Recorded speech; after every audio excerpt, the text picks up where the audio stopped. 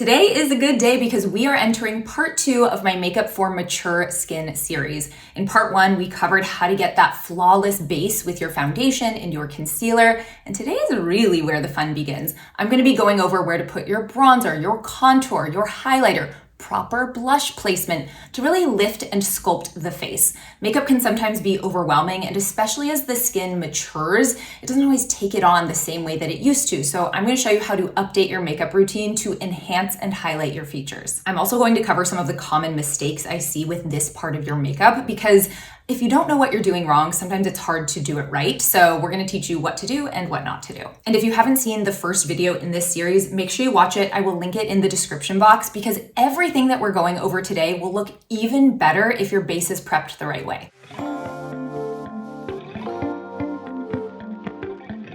By the way, I'm Dr. Sam Ellis. I am a board-certified dermatologist based in Northern California and a lover of all things beauty. And it is my favorite thing in the world to share my tips and tricks to help you level up your skin, your hair, your nails from both a medical and aesthetic perspective. I share new videos here every single week, so if you want healthy, glowing skin and honest, expert advice, make sure you give this video a thumbs up and you're subscribed to the channel. Okay, let's talk makeup here. You can have the most beautiful skin in the world, but if your blush placement is too low, or your bronzer placement is imprecise, or you're just using a product with the wrong texture for your skin, it can make you look older, it can make you look more tired, or just like not the best version of yourself. And here's really where my dermatologist brain kicks in. As a cosmetic dermatologist, I am constantly evaluating aging faces and thinking about ways we could potentially adjust or tweak things because the cheeks are lower, maybe the temples are more hollow, we have more lines and folds, and those same adjustments can be made to your makeup. There is no reason you should be using the same makeup techniques and application that you did 20 years ago because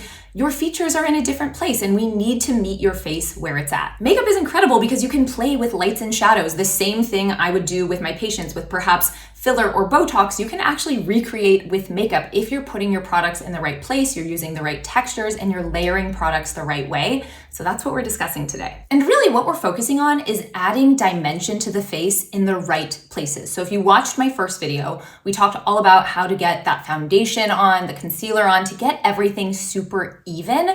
But now it's time to go back in and add lights and shadows in the places we want them to highlight our best features. So the first thing we're gonna go over is highlight. And I'm not talking about like a shimmery highlight that you put on your cheek. I'm talking about using a concealer that is about one shade lighter than your natural skin tone or your foundation to give the illusion that certain parts of your face have less shadowing. And this is so important as you mature because as your face gets older, you start to get hollow in certain places. You start to notice more folding and shadowing at the base of the nose, certainly under the eye. I don't know anyone over 40 who's in love with their under eye, and definitely around the mouth as well. It's when you start complaining about things like marionette lines or just looking a little bit more harsh in photographs. And so we can use highlighting to bring those areas forward and make them look less harsh and less shadowed than they actually are. So where are we going to place this highlighter? It's going to vary a little bit from person to person, but some pretty consistent wins for people are placing it right on the inner corner of the eye because as we age,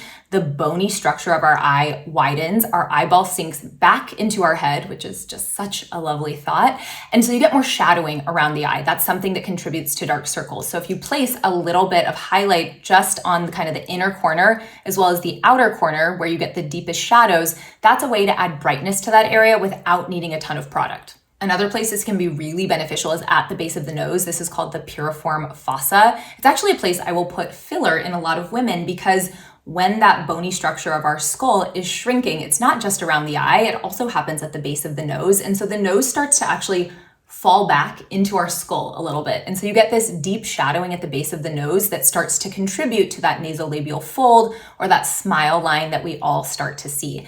And so if you put a little bit of light colored concealer at the base of the nose and even walk it a little bit along that nasolabial fold or that smile line, you can give the illusion that that area is not as deep or as shadowed. The other place that can really benefit from this technique is actually around the mouth. So in two areas, right under the lower lip, so under the corners of the mouth, because we get more shadowing as the mouth turns down and we start to see those early signs of a jowl.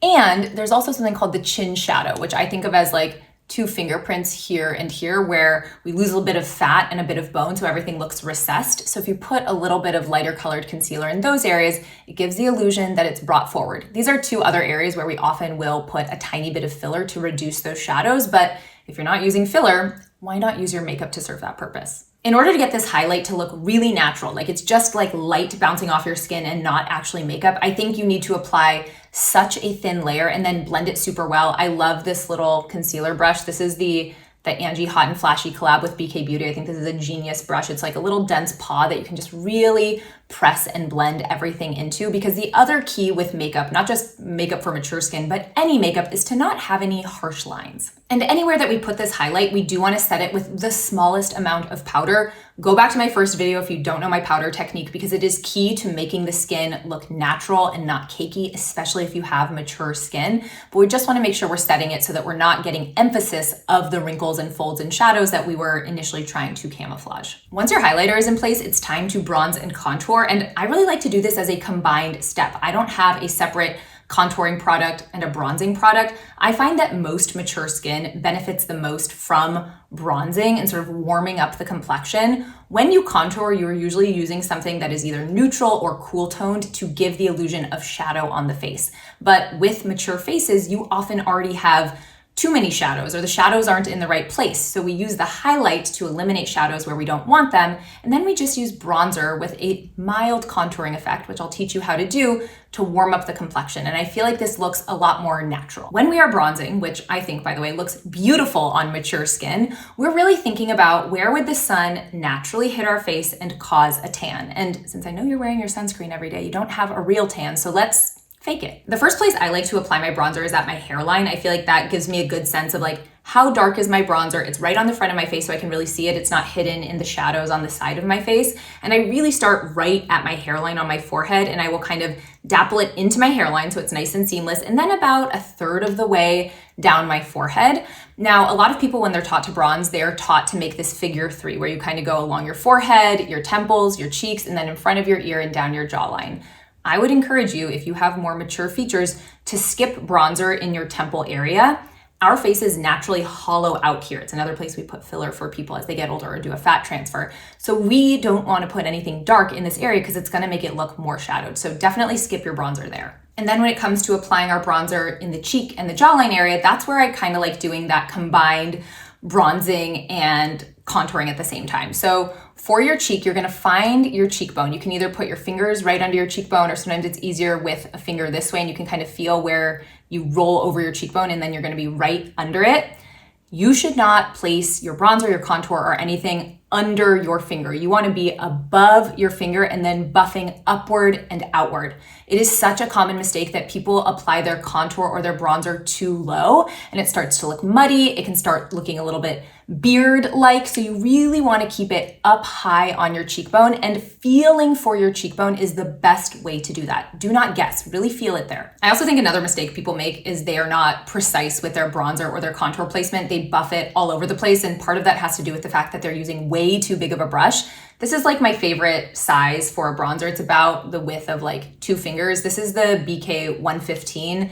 So good for like a cream bronzer. I'll talk about my bronzer preferences in a second. Or if you want to do like a powder bronze, I really like the BK 107. Again, about the size of like 2 fingers. And it allows you to get a good swath of product without it just blowing out all your features. So you're gonna stay nice and high along your cheekbone, blending upward only so that this area under your cheek stays nice and bright, because this is another area that we hollow out as we get older. And then I do recommend a small amount of contour along the jawline, especially if you're starting to get jowly. You're really going to wanna put your bronzer, and I usually recommend a cream product for this, like right over your jowl. So you're gonna find the edge of your jaw, and then you're gonna go right above it, and you're just gonna buff, buff, buff, buff, buff. And the key here is that you buff it not only over that little jowl that you're trying to camouflage, but that you go under your jawline and all the way down your neck. The last thing you want is thinking that you have this great contour and then you get into bright lights and it looks like you're rocking a chin strap. So you really wanna make sure that you're giving the illusion of shadow that goes all the way down the neck.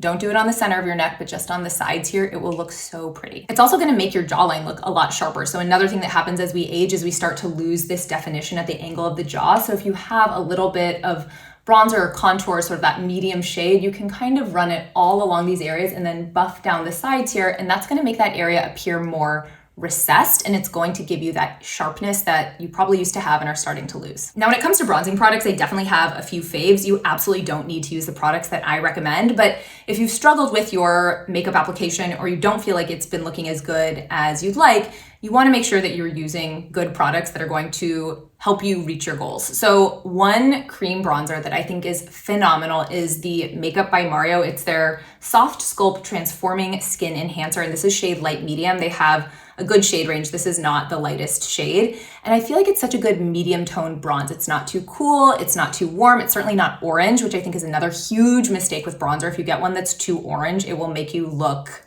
trashy, dare I say. And so having this really beautiful tone is super helpful, but then also it's the texture that I think is gorgeous. The way it blends on the skin is just effortless. It looks very skin-like. It doesn't look too glowy or too oily. It's not shiny. It doesn't dry matte or get patchy. It is just perfection in my opinion. Also, I would definitely categorize this as like makeup for dummies. Not that any of you are dummies, but if you're like newer to makeup and you want products that are just gonna blend really effortlessly, you don't have to have a lot of artistry to make them look good, this is that. For like a daytime look or just like day-to-day makeup, I usually prefer a cream bronzer like this. It just goes on really well. It's great for mature skin because mature skin tends to lean dry and can look a little bit dull. And so this adds some natural radiance and luminosity. However, I do love a powder bronzer as well. Actually, for a lot of my YouTube videos, I'm wearing a powdered bronzer, or if I have a conference or I need my makeup to last all day, I do find that powdered bronzers have a little more lasting power. Also, if your mature skin leans combination to oily, you might like a powdered bronzer better. And my absolute favorite is from Hourglass. It's their Luminous Bronze line. This is Luminous Bronze Light to match my skin tone. It's very dimensional, which I really think is cool. There's a little bit of sparkle in here, but it's not glittery. So it makes your skin look lit from within. It is gorgeous, gorgeous, gorgeous. Does not emphasize texture whatsoever. And you can just dust it on the same way you would dust on that cream product at the hairline, tops of the cheeks, jawline. So beautiful. If you guys have a holy grail bronzer that you are obsessed with, let us know in the comments, especially if you have mature skin, like what is working with your skin? Okay, and lastly, but certainly not least, we have blush. This is such an essential part of youthful looking makeup, and it's one of those things that will either make or absolutely break your makeup routine if you put it in the wrong spot. As your face ages, everything falls down and inward. Your under eyes do it, your cheeks do it, your jowls do it, and the key when you are applying your blush is not to apply it too low where your cheek is currently sitting, but rather apply it much higher and a little bit further out where your cheek used to be to give that illusion of youth. And I'm not saying, oh my gosh, we're trying to look super, super young when we do our makeup. We want you to look like you, but there is no reason to emphasize with blush the fact that your cheek has fallen down. I think the easiest way to do this is to find the outer portion of the colored part of your eye, so the outer portion of your iris, and you're gonna start your blush placement right about there, and then you're going to work a little bit upward and a little bit outward, blending it into both your under eye concealer and the top of your bronzer. When you place your blush here, you are emphasizing something called the OG curve. This is a term that we use in cosmetics to describe the highest point on our cheek and where that point sort of transitions into the hollow of our cheek. And it is very youthful to have a high and emphasized OG curve. And so placing your blush here gives that illusion. Now, of course, I am also taking into consideration the shape of people's faces. So blush placement is certainly not universal, but going a little bit higher and a little bit wider than you might think usually is going to be more flattering on a mature face. Now, when it comes to my favorite blushes for mature skin, I have so many. I am a blush connoisseur, so I tried to narrow it down for you. I generally prefer a cream blush just because I feel like it gives that natural glow to the skin. Again, not that you can't use a powder blush, but you have to be careful that it doesn't emphasize your pores or your texture. One of my all-time favorite blushes, especially for daytime, is the CL Tint and Protect SPF 50. This is gorgeous, and what I like about it is that it also falls into that like makeup for dummies category where you can put it on any way. You can put it onto a brush, you can literally take it out of the tube and dab it on your skin and it will blend out into perfection. So it's just a very easy blush to work with and looks so natural. This is one of my favorite colors that they have, shade Bahati, but the colors that they have are also just so beautiful. If you do have really oily skin, I don't feel like this will have the same lasting power on you, in which case, may I recommend the Rare Beauty liquid blushes. These really last. If you just have a problem with your liquid or cream blushes fading throughout the day, or just any blush you put on, these are incredible. They're highly pigmented though, so what I recommend doing is putting a little bit on like the back of your hand or the back of like a palette, and then going in and dipping your brush in before you put it on your face. If you put it straight on your face, you're gonna end up with like a streaky application. It's gonna be oversaturated in certain areas. And in general, that is my recommendation for blush. You should apply some to the back of your hand first, work it into the brush so you have a nice even application, and then go in and work in fine layers. Sorry for the light change. The sun is setting, but I have one more cream blush that I have to tell you about. The Tower 28 blushes are gorgeous. You will see with all of mine, the palettes are like a little gross, because what I like to do is pick up product here and then kind of buff it here if I don't want to get my hands dirty. But these are stunning blushes. They give like creamy luminosity. This shade Office Hours for fall and winter. But also one of the best shades I think is Magic Hour. It's just sort of this like your skin but better, slightly nude. I mean, this is my like maybe third of this blush, because one I've gone through and then the other two I have to keep in separate bags because I don't ever want to be without it. Once you are done with your makeup, the last thing to do is just check that everything is blended. The key with mature makeup is there are no harsh lines or edges. And honestly, I think this is true of all makeup, but it's going to be particularly unflattering the more mature your skin is. So it can be really nice to take a clean beauty blender or even like a clean makeup brush and just kind of like dab and buff over these areas. That's going to help you maintain the precision of where everything has been placed, but also make sure there is no harshness. Sorry if there's background noise. I have dinner party guests arriving like right now, so I'm gonna go greet them. But the last and final step I like to do is take my Hourglass Ambient Powder and kind of swipe all the colors together and buff it over my entire face. I feel like it gives this beautiful glow to the skin without making you look oily or shiny. It also acts to sort of set things in place without having to apply a heavy powder. I talked about this in my first video for mature makeup as well, because I think it's such a helpful tip. And it just, again, Hourglass is so good about this. It gives you this lit from within radiance that just makes your skin look healthy. Oh my gosh, there is literally like a carnival above my head right now. And I think with that, this video is done. Those are all the things I recommend for a mature complexion to add structure and warmth back to the face without looking overdone. Hopefully you picked up a couple of tips and tricks. If anything really spoke to you, let us know in the comments. I love hearing your feedback, and I'm curious if you've tried any of the products that I recommended. Also, make sure you are subscribed to the channel. The next video in this mature makeup series is all about the eyes and the brows, how to lift, enhance, brighten. I have so many amazing tips for you, and I cannot wait for you to watch it. Thank you so much for being here, and I will catch you next time.